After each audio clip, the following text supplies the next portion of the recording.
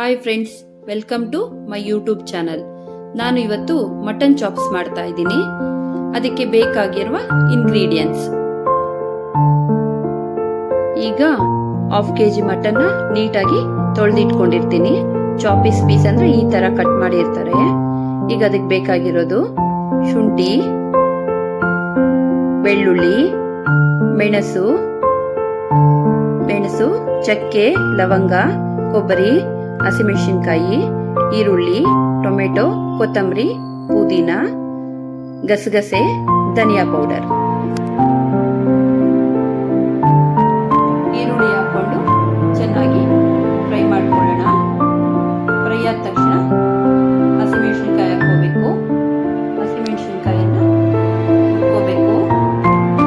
ನಿಧಾನಕ್ಕೆ ಹಸಿಮೆಣಸಿನಕಾಯಿನ ಫ್ರೈ ಮಾಡಿಕೊಂಡು, ಕೆಲವರೆಲ್ಲ ಖಾರ ಪುಡಿ ಯೂಸ್ ಮಾಡ್ತಾರೆ. ಬಟ್ ಮಟನ್ ಚಾಪ್ಸ್ ಅಂದ್ರೆ ಗ್ರೀನ್ ಕಲರ್ ಇದ್ರೇನೆ ಅದು ತುಂಬಾ ನೋಡಕ್ಕೆ ಲುಕ್ ಆಗಿ ಇರತ್ತೆ, ಟೇಸ್ಟಿಯಾಗೂ ಇರತ್ತೆ. ಇದನ್ನ ಫ್ರೈ ಮಾಡ್ತಾ ಇದ್ದೀನಿ.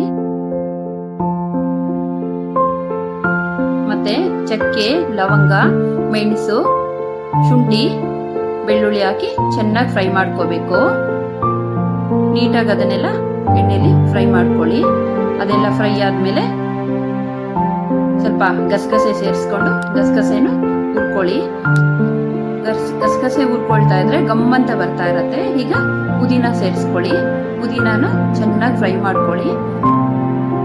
ಚೆನ್ನಾಗಿ ಫ್ರೈ ಆದ್ಮೇಲೆ ನೀಟಾಗಿ ಫ್ರೈ ಮಾಡಿ ಅದಕ್ಕೆ ಟೊಮೆಟೊ ಸೇರಿಸ್ಕೊಳ್ಳಿ.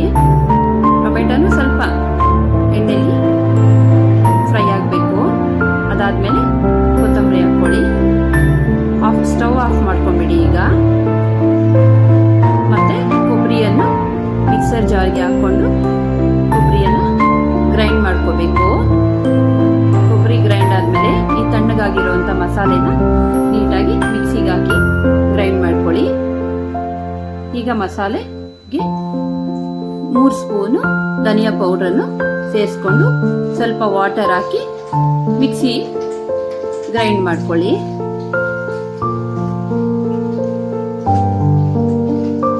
ಮಸಾಲೆ ಈಗ ರೆಡಿ ಆಗಿದೆ.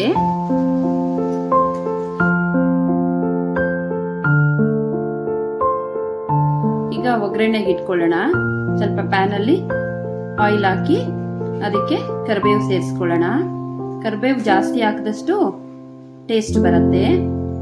ಕರಿಬೇವು ಫ್ರೈ ಆದ್ಮೇಲೆ ಈರುಳ್ಳಿ ಹಾಕೊಳ್ತಾ ಇದ್ದೀನಿ. ಈರುಳ್ಳಿನ ಫ್ರೈ ಮಾಡ್ಕೊಳ್ಳಿ. ಈರುಳ್ಳಿನ ಹಾಕೊಂಡು ಈರುಳ್ಳಿನ ಚೆನ್ನಾಗಿ ಹುರ್ಕೋಬೇಕು. ಈರುಳ್ಳಿ ಹಸೆ ವಾಸನೆ ಎಲ್ಲ ಹೋಗ್ಬೇಕು.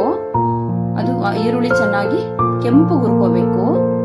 ಈರುಳ್ಳಿ ಕೆಂಪಗಾದ್ಮೇಲೆ ಬೆಳ್ಳುಳ್ಳಿ ಸೇರಿಸ್ಕೊತಾ ಇದ್ದೀನಿ. ಬೆಳ್ಳುಳ್ಳಿ ಚಾಪೀಸ್ಗೆ ಮಸಾಲೆಗೆ ಹಾಕೊಳ್ಳೋದ್ರಿಂದ ತುಂಬಾ ರುಚಿ ಬರುತ್ತೆ. ಅದರ ಹುರ್ಕೊಂಡಾದ್ಮೇಲೆ ಅರಿಶಿನ ಸೇರಿಸ್ಕೊಳ್ತಾ ಇದ್ದೀನಿ. ಅರಿಶಿನ ಸೇರಿಸ್ಕೊಂಡು ಒಂದು 5 ನಿಮಿಷ ಚೆನ್ನಾಗಿ ಮಸಾಲೆನ ಹುರ್ಕೋಬೇಕು. ಅದಾದ್ಮೇಲೆ 2 ಏಲಕ್ಕಿ ಹಾಕೊಳ್ತಾ ಇದ್ದೀನಿ. ಏಲಕ್ಕಿ ಹಾಕಿದ್ರೆ ಗಮ್ಮಂತಿರುತ್ತೆ. ಅದಾದ್ಮೇಲೆ ತೊಳೆದಿಟ್ಕೊಂಡಿರುವಂತ ಚಾಪೀಸ್ ಪೀಸನ್ನು ಅಂದ್ರೆ ಮಟನ್ ಪೀಸ್ ಹಾಕೊಂಡು ಚೆನ್ನಾಗಿ ಹಸಿ ವಾಸನೆ ಹೋಗೋ ತನಕ ಹುರ್ಕೋಬೇಕು. ಇದಕ್ಕೆ ಮೇಯ್ನು ಪುದೀನ ಕೊತ್ತಂಬರಿ ಜಾಸ್ತಿ ಸೇರಿಸ್ಕೋಬೇಕು. ಚಾಪೀಸ್ ಅಂತಾನೆ ಪುದೀನ ಕೊತ್ತಂಬರಿ. ಅದಕ್ಕೆ ರುಚಿಗೆ ತಕ್ಕಷ್ಟು ಉಪ್ಪನ್ನು ಹಾಕೋಬೇಕು. ಉಪ್ಪು ಹಾಕೊಂಡು ನಿಧಾನಕ್ಕೆ ಎಣ್ಣೆಯಲ್ಲಿ ಹಸಿ ವಾಸನೆ ಹೋಗೋವರೆಗೂ ಫ್ರೈ ಮಾಡ್ಕೊಳ್ಳೋಣ. ಫ್ರೈ ಆದ ನಂತರ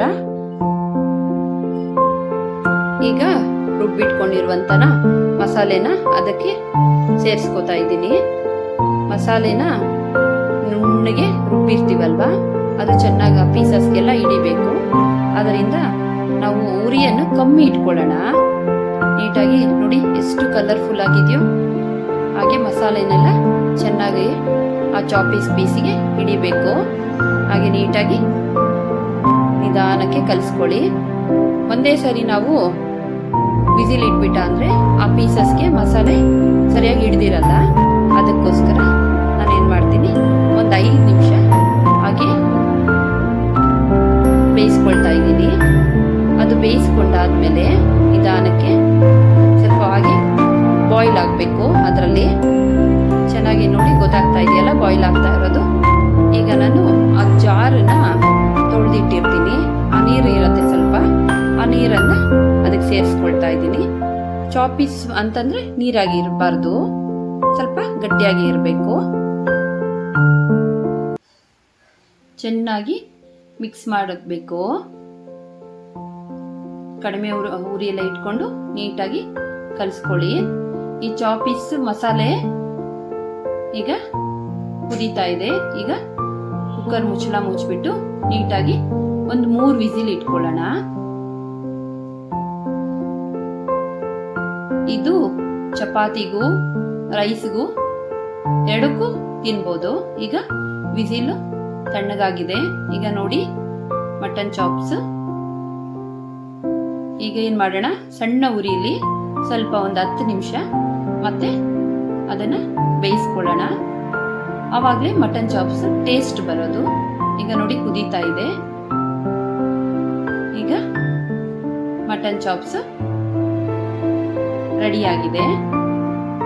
ತುಂಬಾ ಟೇಸ್ಟ್ ಆಗಿರತ್ತೆ. ನೀವು ಒಂದ್ಸರಿ ಇದನ್ನ ಟ್ರೈ ಮಾಡಿ. ಈಗ ಮಟನ್ ಚಾಪೀಸ್ ಚಪಾತಿ ಜೊತೆಗೆ ರೆಡಿ ಆಗಿದೆ. ಪ್ಲೀಸ್ ಈ ವಿಡಿಯೋ ನಿಮಗೆ ಇಷ್ಟ ಆಗಿದ್ರೆ ಲೈಕ್ ಮಾಡಿ, ಶೇರ್ ಮಾಡಿ, ಸಬ್ಸ್ಕ್ರೈಬ್ ಮಾಡಿ.